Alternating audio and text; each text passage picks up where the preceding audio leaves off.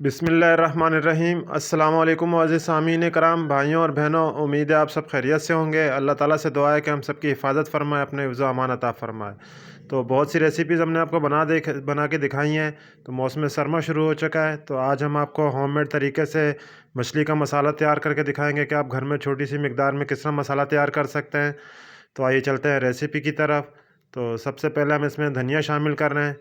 धनिया हम कटर शामिल कर रहे हैं। कुटा हुआ धनिया है, ये हमने 3 चम्मच शामिल किए हैं। लाल मिर्च कटर हमने शामिल की है 1 चम्मच। हल्दी हमने 1 चम्मच शामिल कर दी है इसमें। कसूरी मेथी भी हमने 1 चम्मच शामिल की है इसमें। ब्राउन प्याज शामिल कर दिया है, इससे चमक भी आएगी और मसाले का जायका भी अच्छा होगा। अदरक पाउडर शामिल किया है आधा चम्मच। साथ में हम ज़ीरा शामिल कर रहे हैं, 1 चम्मच हमने ज़ीरा शामिल किया है। काली मिर्च हम शामिल कर रहे हैं, आधी चम्मच हमने शामिल की है ये। साथ राई दाना शामिल कर देंगे, थोड़ा सा बिल्कुल शामिल किया हमने। राई दाना के बाद मेथी दाना हम शामिल कर रहे हैं, ये भी हमने थोड़ा सा ही शामिल किया, आधे चम्मच से थोड़ा कम है ये। इसके साथ ये हमने अजवाइन शामिल कर दी है इसमें आधा चम्मच।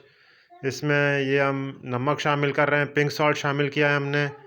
इसके साथ हम फूड कलर शामिल कर रहे हैं, थोड़ा सा मिकदार में हमने फूड कलर शामिल किया है। लाल मिर्च पाउडर शामिल कर देंगे 1 चम्मच।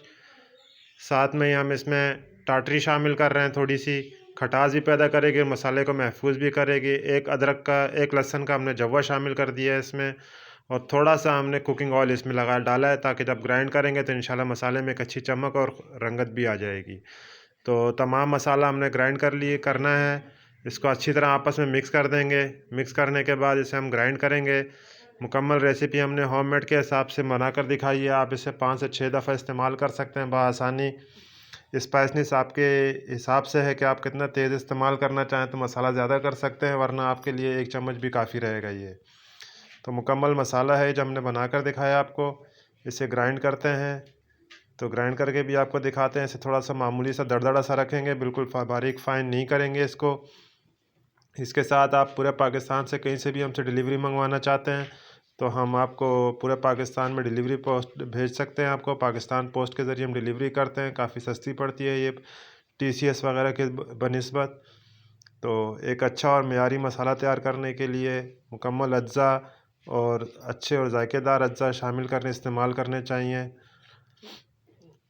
इसके साथ हम पहले भी आपको इसकी रेसिपीज़ बनाकर दिखा चुके हैं। होममेड के लिहाज से अभी हमने छोटी रेसिपीज़ का आगाज़ किया। ये मौसम सरमा है, इंशाल्लाह मौसम सरमा के लिहाज से हम आपको कुकिंग रेसिपीज़ भी बनाकर दिखाएंगे और मुख्तलिफ़ किस्म की रेसिपीज़ तैयार करके दिखाएंगे।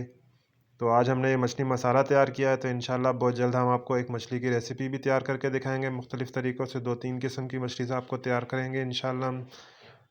तो मसाले को हम ग्राइंड करेंगे। ग्राइंडिंग मशीन अच्छी इस्तेमाल किया करें, बहुत ज़्यादा ग्राइंड करने से मसालों में वो लज़्ज़त ख़त्म हो जाती है, कि थोड़े से ही ग्राइंड करने में आपका मसाला ग्राइंड हो जाए।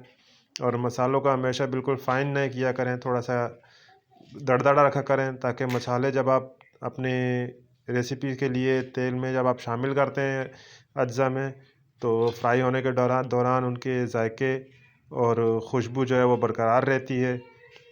टाटरी हम इसलिए शामिल कर देते हैं ताकि मसाला आपका काफ़ी दिन तक महफूज रहे। तो आप देख सकते हैं मसाला हमारा ग्राइंड हो चुका है ये। इसमें जो हमने लहसुन का जवा रखा था वो भी ग्राइंड हो चुका है अच्छी तरह। इससे लहसुन आप पाउडर में भी इस्तेमाल कर सकते हैं, लेकिन अगर हम इसमें साबित इस्तेमाल कर लेते हैं तो उससे एक अच्छी जायकेदार जायका ही बनता है और खुशबू भी अच्छी हो जाती है। तो देखें तेल शामिल किया हमने इसमें, कुकिंग ऑयल जो शामिल किया उससे भी मसाले में कितनी खूबसूरत